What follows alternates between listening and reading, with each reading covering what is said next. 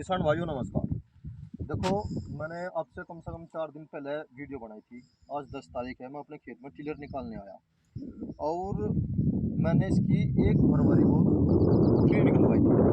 Rotary निकलवाने के बाद फिर मैंने इसमें टिलर टिलर निकाल दिया बहुत अच्छी तरह से। टिलर निकालने के बाद किसान भाइयों फिर मैंने इसमें तोता हल निकलवाया। वो मैंने वीडियो डाल दी थी इसमें। तोता हल निकालने के बाद फिर इसमें मैंने टिलर से फिर जुताई करी इसकी 7 तारीख में। किसान भाइयों आज 10 तारीख है, मैं फिर सब आने के लिए आ गया। और देखो, उम्मीद तो मुझे लग रही है ये सब सूख जाओगे, ज़्यादा उम्मीद है। देखो ये सब सूख लिए वैसे डले, पर ये थोड़े मोटे जैसे भी हाल रह रही है सारी की सारी ख़त्म हो जाओगी। आपके आपके टिलर निकलने पर सारी ख़त्म हो जाओगी। पर फिर भी मैं 14 या 15 तारीख को फिर आऊँगा दोबारा, इसमें फिर टिलर निकालूंगा। देखो किसान भाइयों, बहुत से भाइयों का मैसेज आता है मेरे पास, भाई कोई दवाई बताओ। दवाई तो इतनी इतनी ज़्यादा है बेशुमार। एक ही साल्ट को कितनी कंपनियों ने अलग अलग तरीके से बना के ला रखा। जुगर सिरा सागी हुई, सिरा सागी भी बहुत अच्छा काम करती है एपको कंपनी की। एक मैं बताता हूँ, रिजेंट है। रिजेंट जो है पहले बहुत अच्छा काम करा करती थी, अब भी बहुत अच्छा काम करे। रिजेंट बायर की आती है, उसका बढ़िया रिजल्ट है। अल्ट्रा बहुत अच्छा रिजल्ट है। देखो किसान भाइयों, दवाई तो बेशुमार है, हम इस्तेमाल भी कर रहे हैं और करना भी पड़ेगा क्योंकि मजबूरी है हमारे सामने। क्योंकि गन्ने की खेती एक ऐसी खेती होती है, इसमें शुगर की मात्रा अधिक होती है और शुगर की मात्रा अधिक होने के कारण इसमें रोग भी ज़्यादा लगते हैं। दूसरी बात, जो अगर आप अपने खेत में अच्छी पैदावार लेना चाहते हैं तो उसके लिए आपको सबसे पहले काम करना होगा ये, अपने खेत की जुताई रोटरी से करवाओ या हैरो से करवाओ। हैरो से करवाओ तो सबसे अच्छा है। हैरो के नो तवों की आजा बहुत अच्छी काम करे। देखो जैसे ये मेरा छोटा ही ट्रैक्टर है, 265 ट्रैक्टर है, इसमें ये 7 खुरपू का टिलर बना रखा मैंने, इसके बारे में भी बताऊंगा आपको। किसान भाइयों, अपने खेत की जितनी ज़्यादा आप जुताई करोगे, 2 साल गन्ने को राख लो या 3 साल राख लो, गन्ना बोने से गन्ने में जो खर्चा होता है वो बढ़ता है। गन्ने की खेती को इस तरह लेकर चलो कि आप 3 साल तक राख सको। सामने दिखाओ भाई एक बार, वो सामने खेत है जो मेरा, उसे मैं 3 या 4 साल रखूँगा। ट्रेंच में वो रखा, पूरा वो दिखा था भाई। आर एम डी के द्वारा मैं उसे उसकी कटिंग करूँगा और 4 साल कम से कम मेरा लक्ष्य है उसे रखूँ।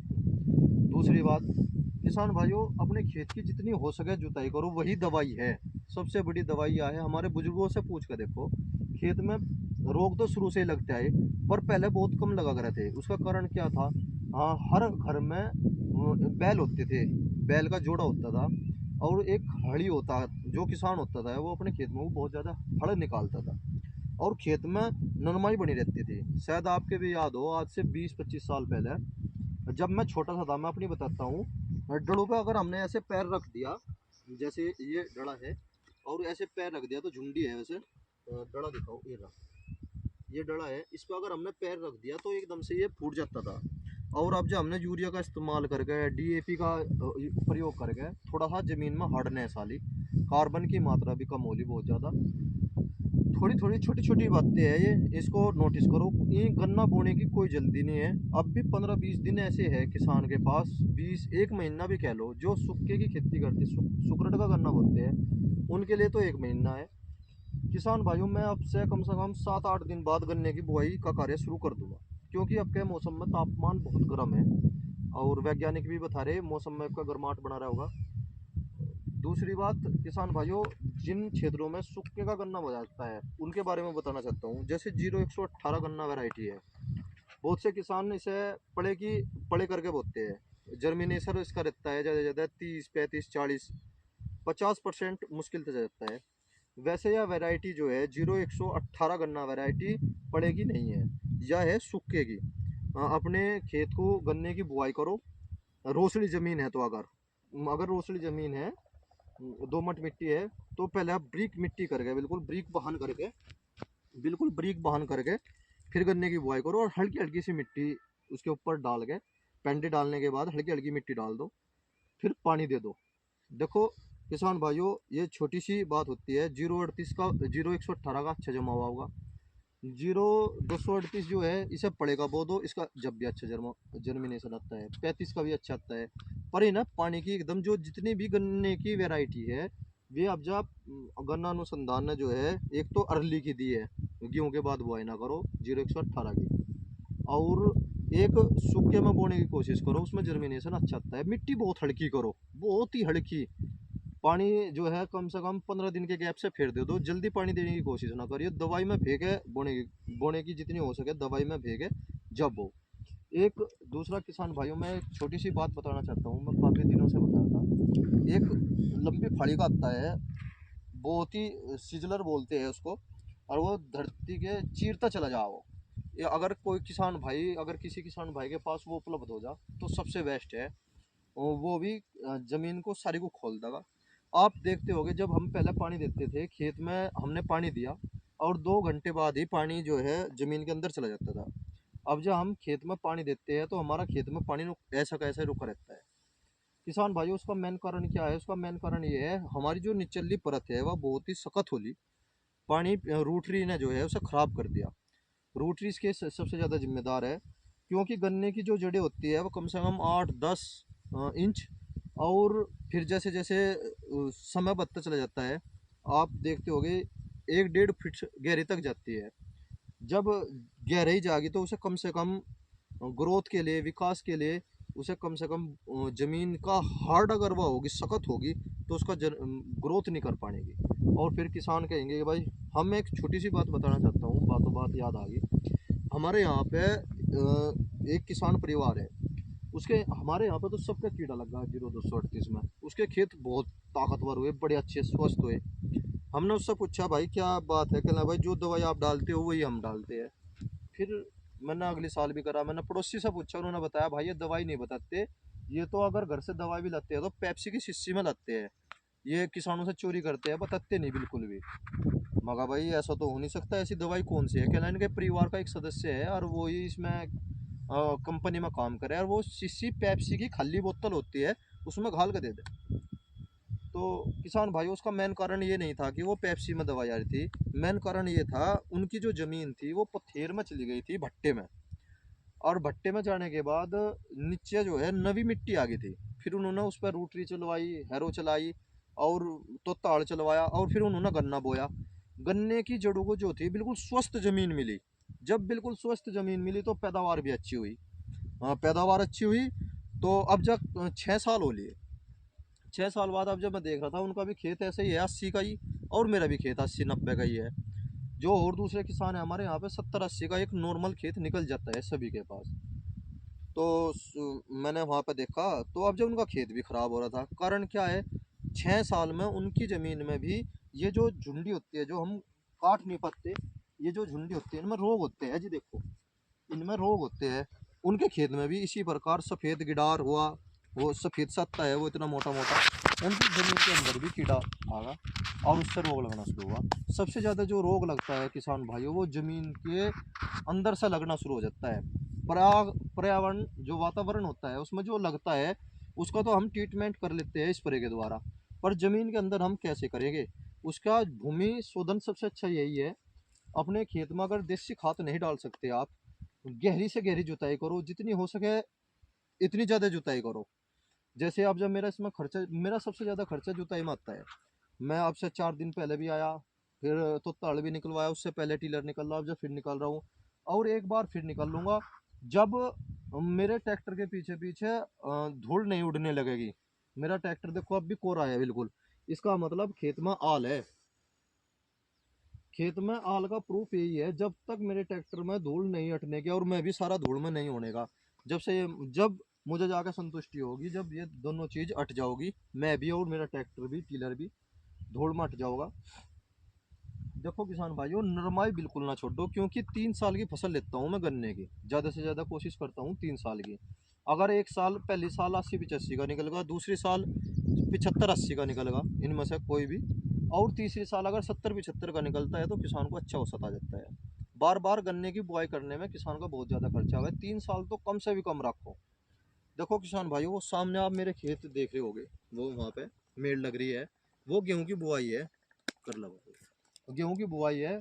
और वो 14 मई 15 मई को मैंने बोया था, पड़े का बोया था। उसका भी मैंने, जैसे पड़े आ गई, फिर मैंने तोता हड़ निकलवाया, फिर मैंने ट्रैक्टर के द्वारा फिर रूटरी निकलवाई, और रूटरी के बाद फिर मैंने खूड पाट दिए।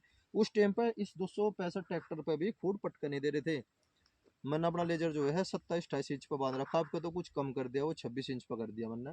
उसके पीछे कारण ये है किसान भाइयों, जिस किसान भाई के 12/4/28 की अगर टायर है वो 26 पे भी बो सकता है। क्योंकि मैं काफ़ी दिनों से 28 इंच पे खेती कर रहा, तो मुझे कुछ परिवर्तन करना था। चाहे तो मुझे अपने खेत को पूरब से पश्चिम पश्चिम की दिशा में बोना था, क्योंकि ये खेत ऐसा है एक तरफ से चौड़ा और लंबाई में अधिक है, इसीलिए एक ही साइड से कोट कटते हैं, तो मैंने थोड़ी सी उसकी दूरी घटा ली। थोड़ा मैं ट्रेंच की खेती करता हूँ। जैसे ये लंबा खेत है मेरा, काफ़ी लंबा खेत है, मैं इसमें भी ट्रेंच की खेती करूँगा। 0118 15 फरवरी के समथिंग में गन्ने की बुआई शुरू कर दूँगा।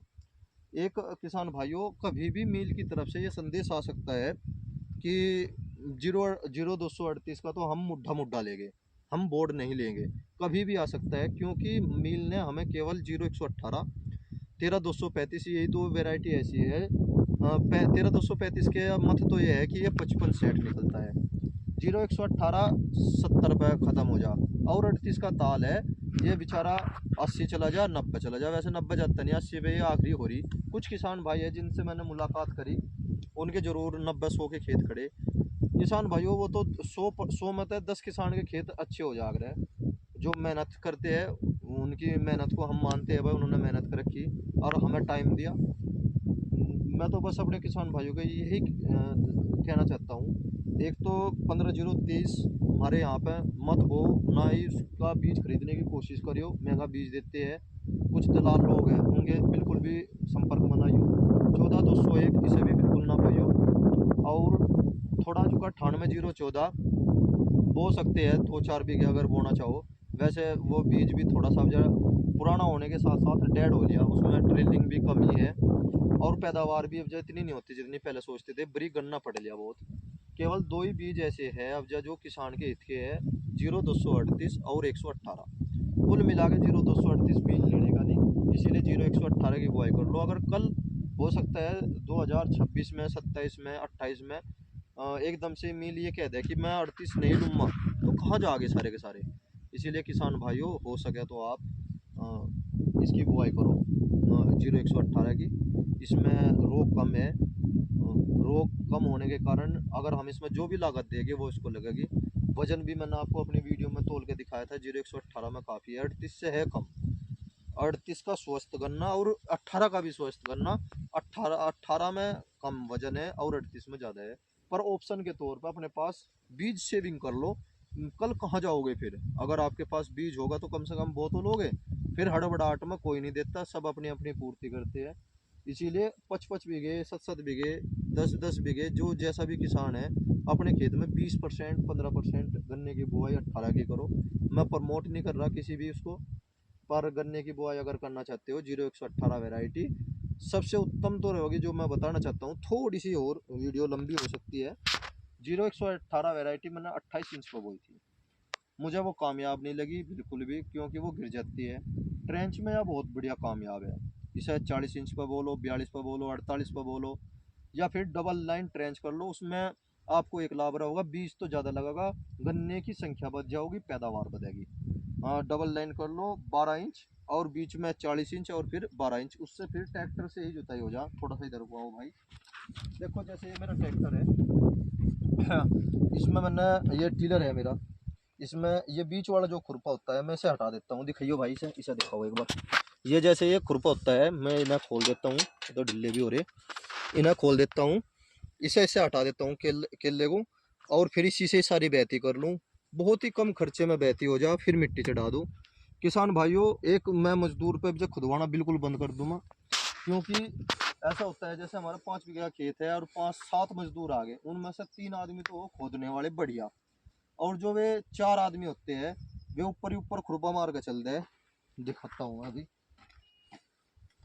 जैसे फावड़ा देख रहे हो आप, और इस फावड़े को वे ऐसे ऐसे कर दे, मिट्टी सी घेर दे बस खालिश, और नाम को खोदते हैं। किसान आज की तारीख में इस दाब में है भाई, कभी थोड़ा नज़दीक रहो, आवाज़ नहीं आने की। किसान थोड़ा सा इस दाब में रहता है भाई, फिर मजदूर आवे ना। इसीलिए मैं आपको बताता रहूँगा कौन सी वह दवाई है जो 50 दिन तक खेत में खरपतवार बिल्कुल भी नहीं उड़ने देती। मैंने भी एक खेत में डेमो के तौर पे पहले साल करके देखा था, मैंने वह वीडियो भी डाली थी। बिल्कुल भी खरपतवार नहीं हुआ था, बिल्कुल कोरा खेत पड़ रहा था, गन्ने पर कोई फर्क नहीं पड़ा था। और जब 60 दिन का गन्ना हो जा फिर ठाके मिट्टी चढ़ा दो। और थोड़ा मोटा अगर उसमें कुबाड़ा हो भी जा, जैसे एक वो पागल घास सा है वो बल्लू वाला वो चिपक जा, उसका इलाज हुई है, फिर मजदूरों के साथ मिलकर उसे निकाल दो। बस कोई गन्ने में खुदाई की ज़रूरत नहीं पड़ती। अगर इस खुदाई से बचना है तो किसान भाइयों पैती कर लो अपने खेत में। आप ये मानो कि आपने खोद ही लिया गन्ना। ये छोटी छोटी जानकारी थी। जय किसान, जय भारत।